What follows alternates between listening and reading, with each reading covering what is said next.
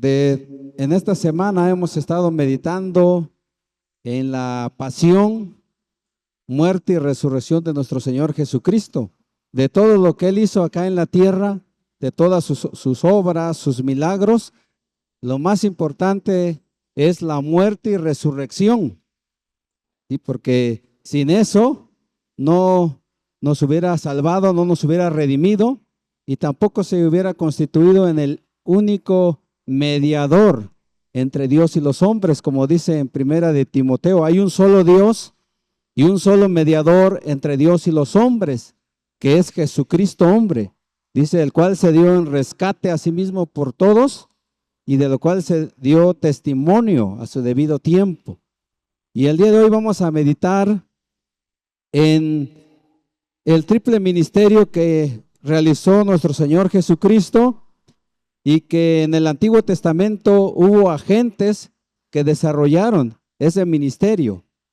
Un mediador es aquella persona que comunica la voluntad, la mente y el corazón de Dios al hombre, y también aboga por el hombre delante de Dios. Y desde la desobediencia del primer hombre, la humanidad ha estado separado de Dios espiritual y moralmente, y por lo tanto necesita de un mediador. Y en el Antiguo Testamento podemos encontrar tres tipos. Por eso la propuesta que les traigo es, dice, al reconocer el triple ministerio de Cristo, debemos aceptar a Jesús como el único mediador entre Dios y los hombres. Lo voy a repetir. Dice, al reconocer el triple ministerio de Cristo, debemos aceptar a Jesús como el único mediador entre Dios y los hombres. Y vamos a ver el primer ministerio, el ministerio de profeta. ¿Sí? Un profeta es aquel a quien Dios reviste de su autoridad para que comunique su voluntad a los hombres y los instruya. El rasgo distintivo del profeta, el sacerdote y el rey, que eran los agentes que Dios llamaba y capacitaba para transmitir su voluntad, es que eran ungidos. Por eso, cuando llegó el Mesías, el Cristo, también a él se le conoce como el ungido. Entonces vamos a ver un ejemplo de ello, lo encontramos en primero libro de Reyes, capítulo 19. Vamos a leer en primer libro de Reyes, capítulo 19, en los versículos 15 y 16. Dice así, le dijo Jehová, ve, vuélvete por tu camino, por el desierto de Damasco, y llegarás y ungirás a Hazael por rey de Siria. A Jehú, hijo de Ninsi, ungirás por rey sobre Israel, y a Eliseo, hijo de Safat, de Abel Mejola, ungirás para que sea profeta en tu lugar. Esta encomienda le dio Dios al profeta Elías. Tenía que ungir al rey de Siria para castigar a Israel, pero también tenía que ungir a Jehú como el rey de Israel en el reino del norte para quitar la idolatría. Pero además de eso le dio la encomienda de ungir, dice, a su sucesor, que era el profeta Eliseo. Este hombre tenía la tarea de hacer volver el corazón del pueblo a Dios. Pero el más importante, el modelo de todos los profetas es Moisés. Nadie se le compara a él en cuanto a su unción, su doctrina, su actitud ante la ley y su enseñanza. Y él profetizó acerca de un profeta. Leemos en Deuteronomio, capítulo 18. Vamos a Deuteronomio, capítulo 18, en el versículo 15.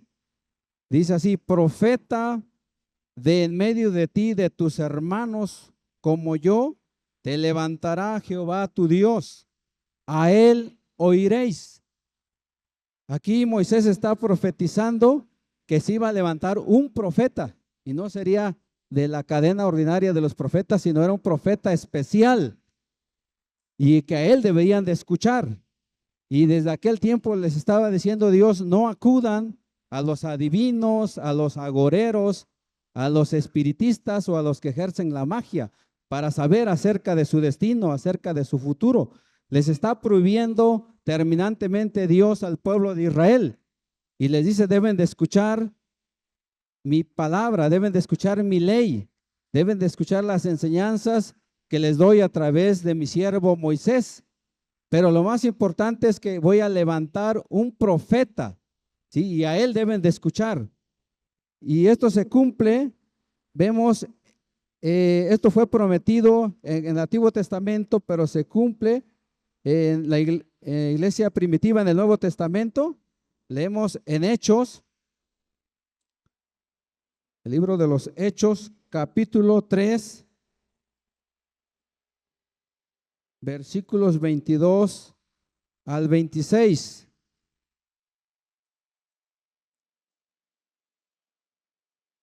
Leo en Hechos capítulo 3, 22 al 26. 22 y 23, leemos. Dice, porque Moisés dijo a los padres, el Señor vuestro Dios os levantará profeta de entre vuestros hermanos, como a mí, a él oiréis en todas las cosas que os hable, y toda alma que no oiga a aquel profeta será desarraigada del pueblo. Lo que les estaba diciendo es que el profeta esperado ya había llegado y debían de escucharlo a él, porque él traía un mensaje de esperanza, un mensaje de salvación, como lo leemos en el Evangelio según San Lucas. San Lucas capítulo 4, versículo 18 y 19. Estas son las palabras que leyó el Señor Jesús en la sinagoga y dice, el Espíritu del Señor está sobre mí, por cuanto me ha ungido para dar buenas nuevas a los pobres. Me ha enviado a sanar a los quebrantados de corazón, a pregonar libertad a los cautivos y vista a los ciegos, a poner en libertad a los oprimidos, a predicar el año agradable del Señor. Lo que está diciendo aquí es que el Señor Jesús fue ungido para proclamar un mensaje de salvación, buenas noticias, dice, a los pobres, no solamente a los marginados en aquel tiempo, sino también a aquellos que reconocieran su necesidad espiritual, reconocieran que estaban en pecado, que sin Dios eran miserables y que necesitaban arrepentirse y creer en Él. Por eso Él traía esas buenas noticias y hoy todavía las seguimos proclamando.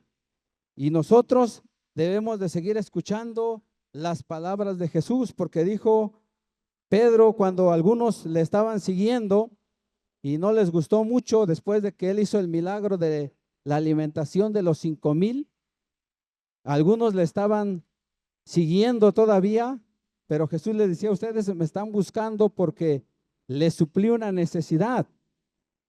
Y les dice, mejor trabajen, no por la comida que perece, sino por la comida que a vida eterna permanece.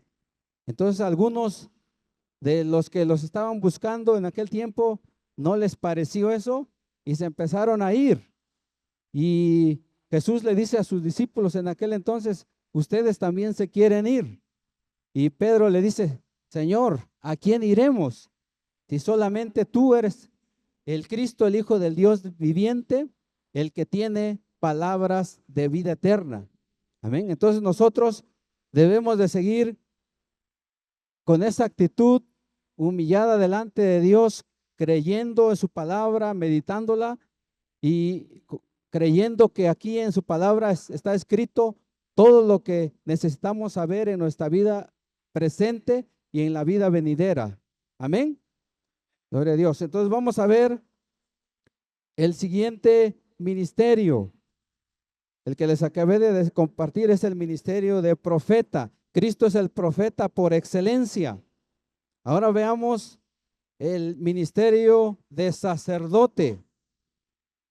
Dios quería que Israel fuera una nación santa y para eso nombró a Aarón y a sus hijos para que formaran el sacerdocio.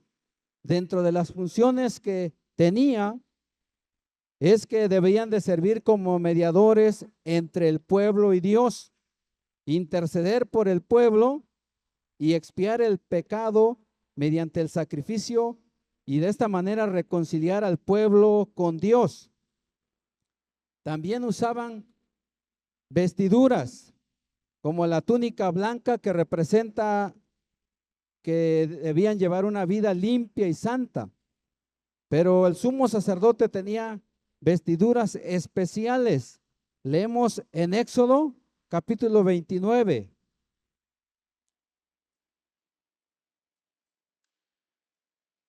Éxodo capítulo 29, de los versículos 5 al 7. En el capítulo 28 detalla toda la vestidura que debía llevar el sumo sacerdote y que tenían que estar hechos de lino. Pero veamos lo que dice en el versículo 5 del capítulo 29. Dice, y tomarás las vestiduras y vestirás a Aarón la túnica, el manto del efod, el efod y el pectoral, y le ceñirás con el cinto del efod, y pondrás la mitra sobre su cabeza, y sobre la mitra pondrás la diadema santa. Dentro de sus vestiduras, ellos llevaban el efod. El efod era una especie de coraza que llevaba puesta encima de la túnica y que estaba atado con un ceñidor. Y acá tenía dos sombreras, y en las sombreras tenían dos piedras, y en cada piedra tenía escrita los 6 nombres de las tribus de Israel, 6 de un lado y 6 del otro, en total 12. Pero también acá encima de la coraza del efod llevaba el pectoral. El pectoral era una bolsa cuadrada con 3 hileras de piedras preciosas, 4 filas de 3 piedras en cada fila. Y en cada piedra estaba escrito el nombre de cada una de las tribus de Israel. Entonces, esto le recordaba la misión del sacerdote, que era un mediador, pero también para recordarle que tenía que hacer su misión con amor y con la fuerza. Cuando dice que lo lleva en los hombros, significa que para ser un representante del pueblo se requería la fuerza, pero también tenía que hacerlo con amor. Eso simboliza el pectoral.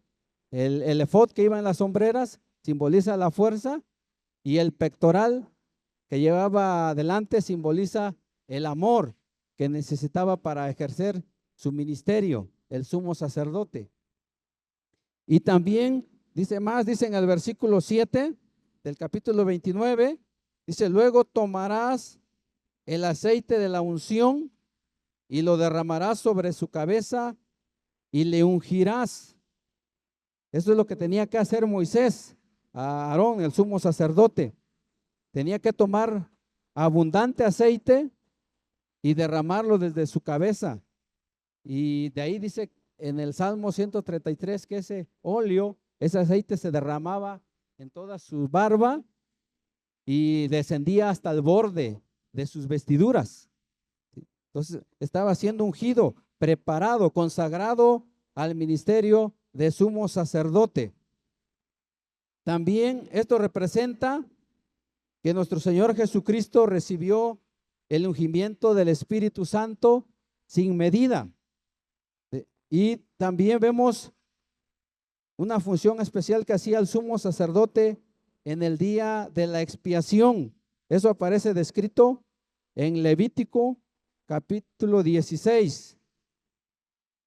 El día de la expiación era una ceremonia anual que realizaban, y el sumo sacerdote ofrecía primeramente un becerro, sacrificaba un becerro en el altar y la sangre derramada la llevaba en un tazón y entraba hasta el lugar santísimo y la derramaba 7 veces sobre el propiciatorio, también en el lugar santo y en el altar, ¿sí? La derramaba. De esa manera estaba expiando sus pecados él, pero también la expiaba por él y por los sacerdotes, pero también después tomaban 2 machos cabríos y uno los sacrificaba, echaban suertes y uno era para Jehová, dice, y otro para Azazel. Entonces, el macho cabrío también lo sacrificaban en el altar, pero el otro lo usaba Aarón para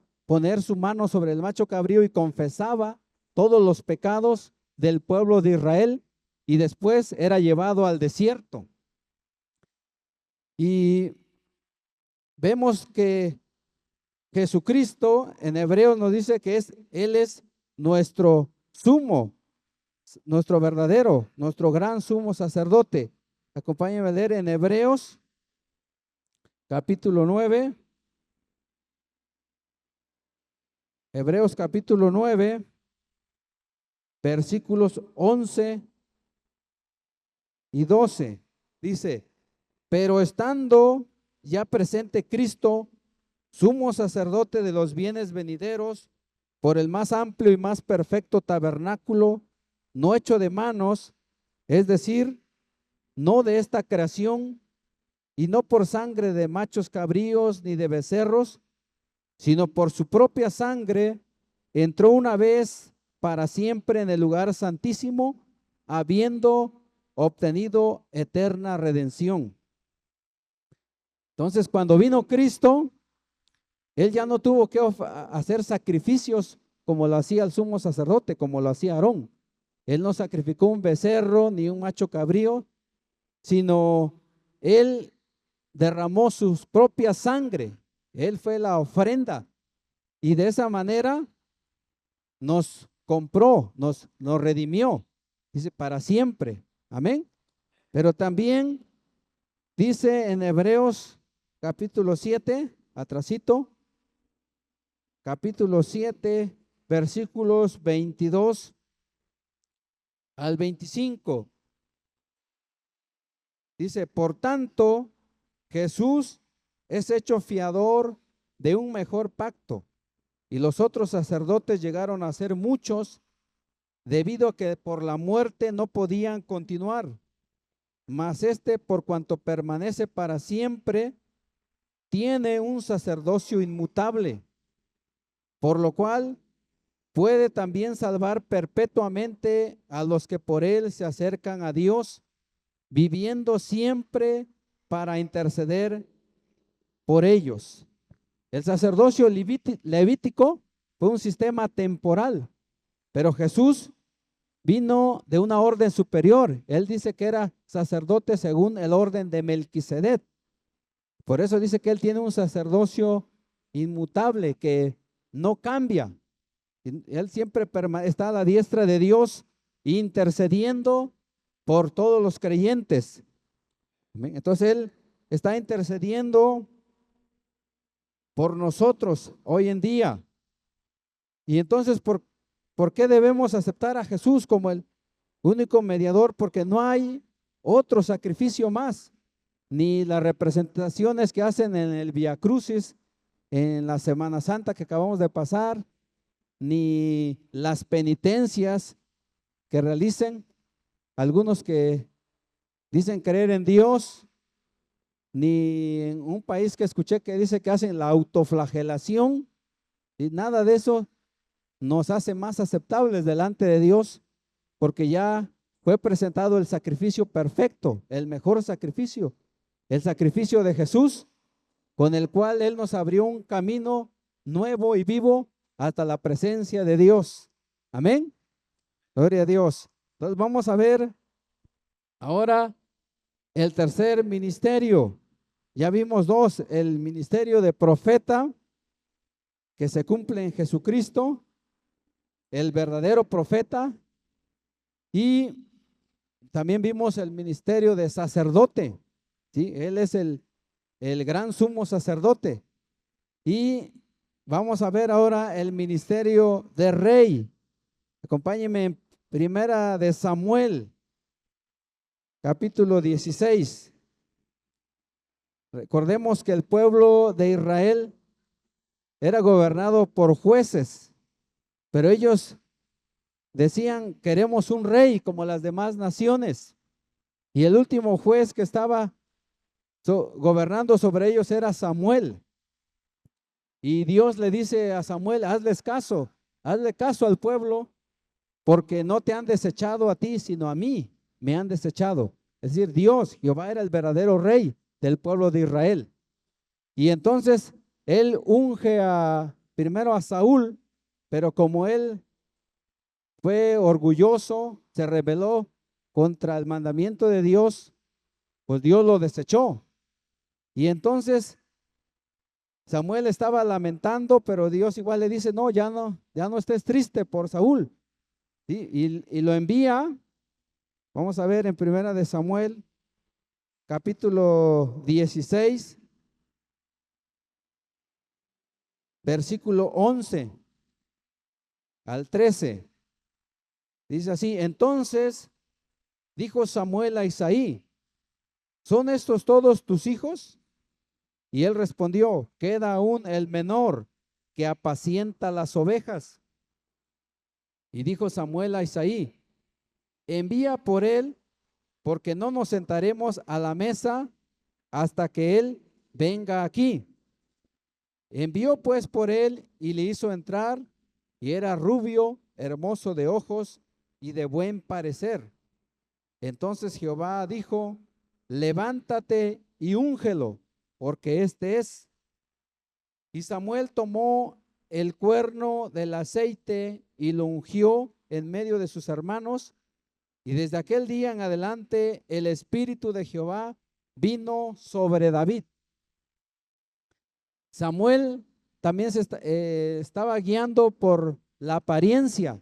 Si él pensaba que iba a ungir a otro hombre de gran estatura como Saúl, pero Dios le dice, no mires a su parecer, no mires a lo grande de su estatura, porque yo no miro lo que está delante de mis ojos, yo miro el corazón. Y entonces no estaban tomando en cuenta al menor, a David, al pastorcito, pero le dice, ve y llámalo. Y ya cuando llega David, Dios le confirma, él es. Y entonces también toma el cuerno del aceite y lo unge. Y desde aquel día dice que el Espíritu de Jehová estaba sobre David y lo estuvo preparando, ¿sí?, para vencer las batallas a favor del pueblo de Israel, hasta que llegó a convertirse en rey. Él estaba morando en otro lugar y pasaron muchos años y lo fueron a llamar y fue otra vez ungido para ser rey. Y ya estaba en el palacio. Leemos en Segunda de Samuel. Vamos a ver en Segundo de Samuel, capítulo 7.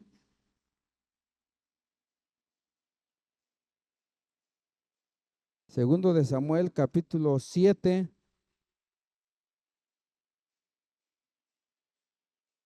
Él tenía la intención de construir el templo. Y él decía, yo estoy morando en un palacio y el arca está en una tienda.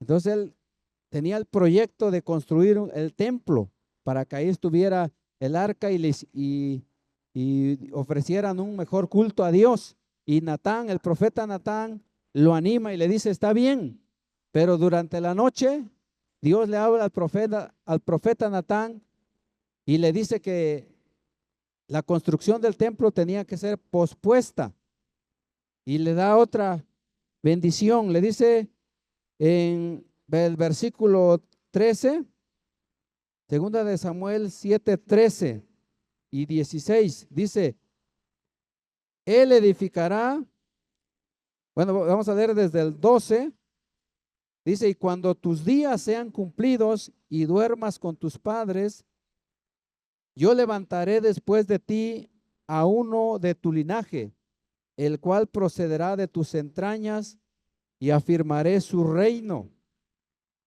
Él edificará casa a mi nombre, y yo afirmaré para siempre el trono de su reino, y será afirmada tu casa y tu reino para siempre delante de tu rostro, y tu trono será estable eternamente. Entonces vemos que Dios le dice, le promete a David, le dice, no, el que va a construir el templo es tu descendiente.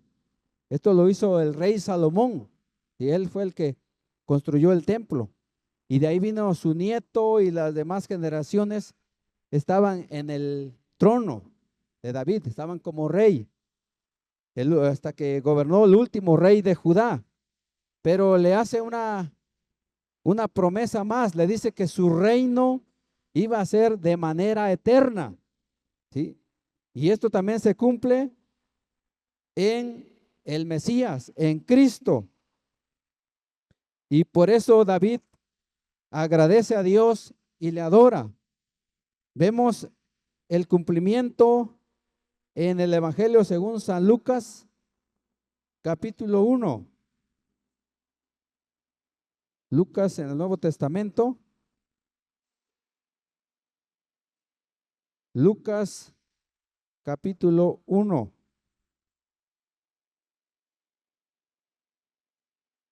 Dice la Escritura en el versículo 31 y 32. Dice, ahora concebirás en tu vientre y darás a luz un hijo, y llamarás su nombre Jesús.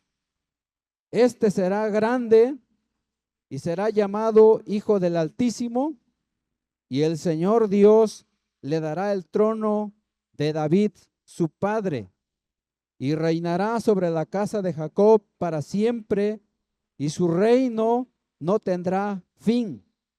Este es el mensaje que está dando el ángel a la Virgen María. Pero además de reconocer a Jesús como el Hijo del Altísimo, le dice que también Él es el Hijo de David, ¿sí? El Hijo de David, tu padre, su padre, dice. Y Él también va a reinar para siempre, dice. Entonces la gente de aquel tiempo, los judíos, estaban esperando a aquel Mesías, rey. Estaban esperando que llegara y tuviera su trono, tuviera su ejército y viviera en un palacio. Mas, sin embargo, vemos que cuando Jesús vino, Él no hizo todo ello.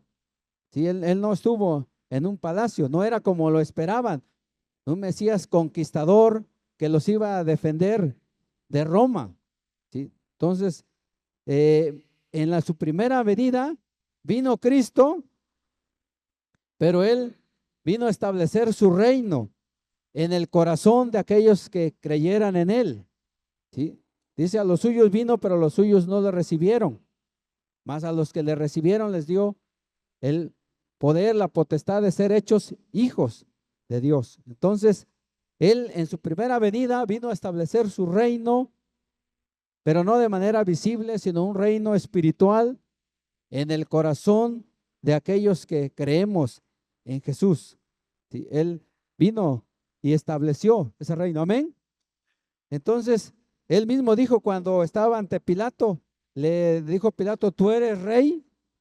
Y Jesús le decía, tú lo dices. Y Él también decía, mi reino no es de este mundo.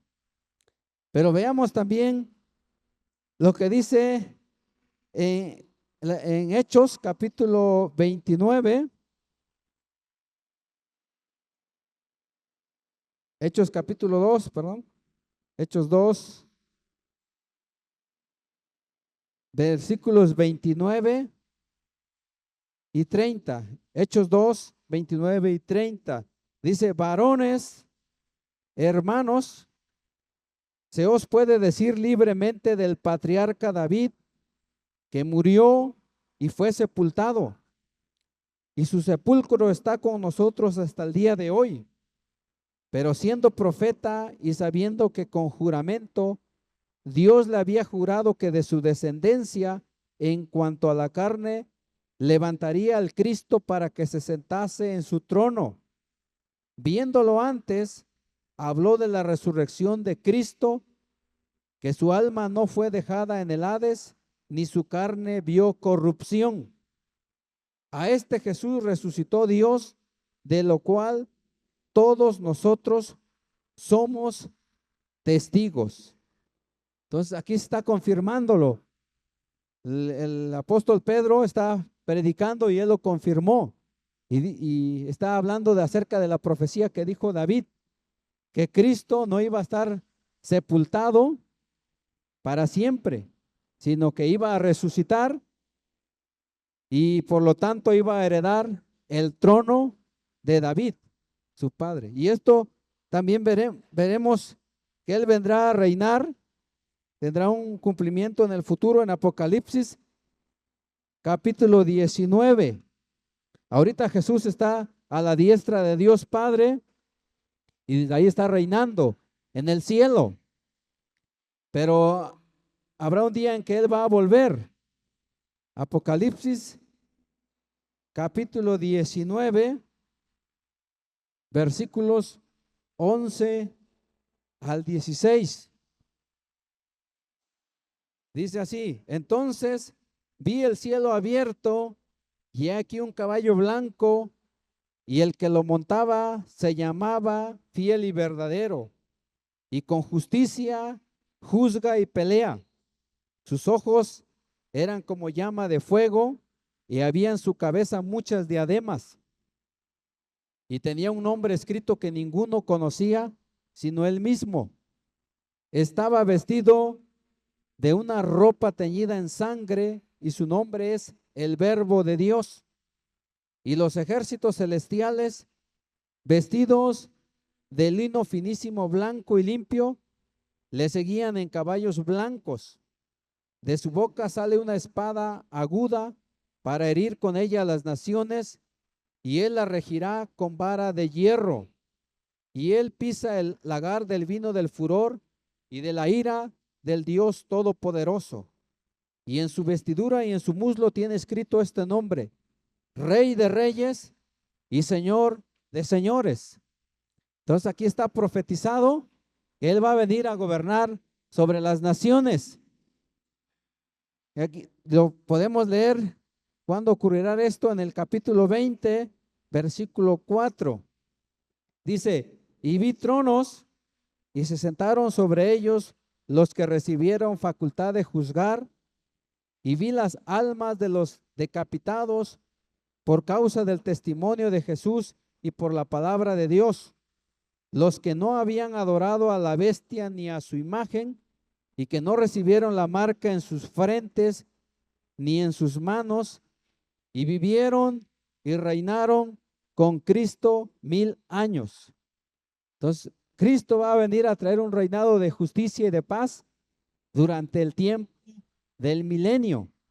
¿Sí? Amén. Así, entonces Él va a venir y creemos y podemos proclamar que Jesús reina, porque todos los líderes religiosos que han existido en el pasado, como Buda, fundador del budismo, Confucio, o los líderes de las sectas como José Smith o como Russell, todos ellos, según recibieron una revelación de Dios, pero es una revelación falsa, y además de ello, ellos están muertos, ellos están en la tumba. Pero Cristo vino, murió y resucitó, y por eso podemos proclamar que Él vive y reina. Amén, hermanos. Podemos poner en pie, todos nos podemos poner en pie y podemos decir: Cristo reina. Amén. Gloria a Dios. Cristo reina en el corazón de todos aquellos que le hemos aceptado como Señor y Salvador. Pero también leemos en la Biblia que un día Él va a venir a reinar y a gobernar sobre todas las naciones. Amén. Entonces vamos a orar.